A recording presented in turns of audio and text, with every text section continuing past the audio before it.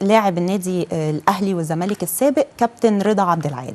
كابتن رضا عبد العال مؤخرا بعد اعتزاله لكرة القدم بقى مثير للجدل بآرائه عن الكورة عموما. من ضمن آرائه وتصريحاته انه قال ان الكل هجاصين وانا نفسي هجاص. هل الوسط الفني كمان كله هجاصين؟ هو لا مؤاخذة يعني انا ما هو ده انا ما اعرفوش.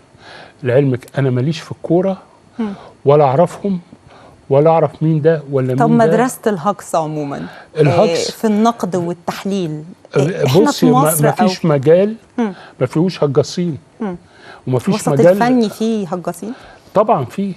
الله احنا والوسط الكروي فيه والوسط الطبي فيه والوسط الصحفي فيه والوسط كل الاوساط فيها هجاصين.